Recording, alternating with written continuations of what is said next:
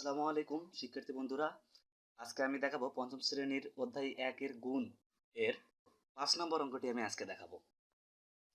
তো 5 নম্বর অঙ্কটিতে বলছে, 5 নম্বর অঙ্কটির বইটিতে বলছে, দেখো, গ্রামবাসীরা গ্রামের রাস্তা মেরামতের জন্য টাকা তোলার সিদ্ধান্ত নিল। গ্রামে 324টি পরিবার আছে।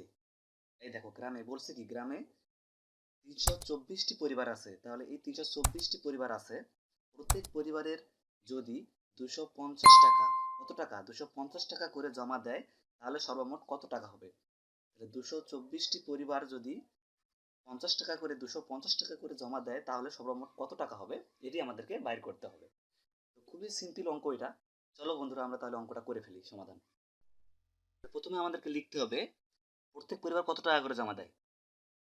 জমা দেয় হচ্ছে 250 টাকা করে। তাহলে আমরা লিখতে পারি, একটি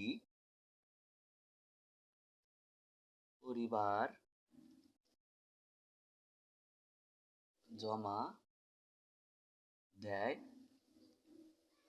তাহলে একটি পরিবার জমা দেয় কত টাকা, সমান 250 টাকা। এটি একটি পরিবার জমা দেয়। তাহলে এরকম যদি 324টি পরিবার জমা দেয়, তাহলে কি হবে? কম হবে না বেশি হবে? বেশি হবে। তাহলে আমাদের কি করতে হবে? বেশি মানে কি করতে হবে? গুণ করতে হবে। তাহলে এখানে যদি আমরা 324টি পরিবার জমা দেয়, কমা কমা দিয়ে দিলাম আমি, তোমরা লিখতে পারো, কমা কমা দিয়ে অঙ্ক করা যায়, কমা দিয়ে করবা। তাহলে হচ্ছে 250 গুণিত 324 সমান হচ্ছে টাকা। তাহলে এটাকে যে গুণ করি, আমরা গুণ করে যেটি পাবো সেটি আমাদের হচ্ছে অঙ্কের সমাধান। তাহলে 250কে যদি আমরা 324 দ্বারা গুণ করি, তাহলে আমরা পাবো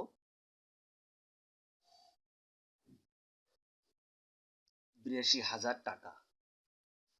আমি এটা সাইটে গুণ করে নিছি, তোমরা সাইটে গুণ করে নেবে। গুণ তো পারো, এর আগে আমি গুণ শিখেছি। ওই নিয়মে গুণ করে তোমরা গুণফলটা এখানে বসিয়ে দেবে। তাহলে আমরা পাচ্ছি হতো 42,000 টাকা। তাহলে এবার দেখো শিক্ষার্থী বন্ধুরা, তোমাদের ওই সেম ক্যাটাগরির একটা অঙ্ক আমি আরেকটি তৈরি করে এখানে দিলাম তোমাদেরকে বোঝার জন্য। যেহেতু তোমরা এর আগের অঙ্কটা আমি সলিউশন করে দিচ্ছি, তবে তো এই অঙ্কটা আমি দিলাম, এই অঙ্কটা এখন তোমাদের পারা উচিত। তো তারপরে আমি সমাধান করে দিচ্ছি, তোমরা এটা নিজে নিজে ট্রাই করবে, অবশ্যই পারবে। তো দেখো, এখানে বলছে একটি গ্রামে 320টি পরিবার আছে, প্রত্যেক পরিবার 300 টাকা করে জমা দেয়, তাহলে সর্বমোট কত টাকা হবে? এখন ওই অঙ্কটিতে ছিল আমাদের একটি পরিবার জমা দেয় 250 টাকা, কিন্তু এখানে একটি পরিবার জমা দেয় 300 টাকা। দেখো, প্রত্যেক পরিবার মানে হচ্ছে একটি পরিবার, প্রত্যেক পরিবার মানে হচ্ছে একটি পরিবার। তাহলে একটি পরিবার যদি 300 টাকা করে জমা দেয়, এরকম গ্রামে 320টি পরিবার আছে, তাহলে 320টি পরিবার কত টাকা দিবে, এটাই আমাদেরকে বার করতে হবে, সর্বমোট কত টাকা দিবে। তাহলে এখন বিষয়টা হচ্ছে যে 300 টাকা করে একটি করে পরিবার জমা দেয়, তাহলে 320টি পরিবার কত টাকা জমা দিবে। তাহলে চলো আমরা অঙ্কটা করে ফেলি এখন। তাহলে সে মধ্যে আমরা লিখতে পারি কি, যে একটি পরিবার জমা দেয় কত, 300 টাকা, তাই না?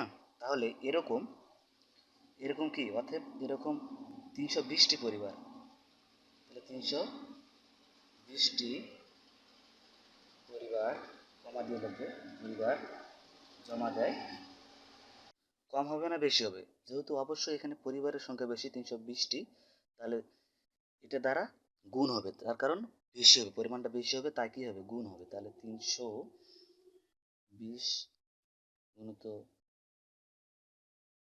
300 টাকা। তাহলে এখানে আমরা পাচ্ছি 96,000 টাকা। এর আগে আমি যেভাবে তোমাদেরকে এই গুণটা করে দিছি, এর আগের অঙ্কের গুণটা করে দিছি, ওইভাবে এই গুণটা করে নেবে। ঠিক আছে বন্ধুরা, আশা করি তোমরা এই দুটা নিয়মের অঙ্ক বুঝতে পারছো। এই নিয়মের যে কোনো অঙ্ক আসলে তোমরা এভাবে করবে, ইনশাল্লাহ হয়ে যাবে। ধন্যবাদ সবাইকে।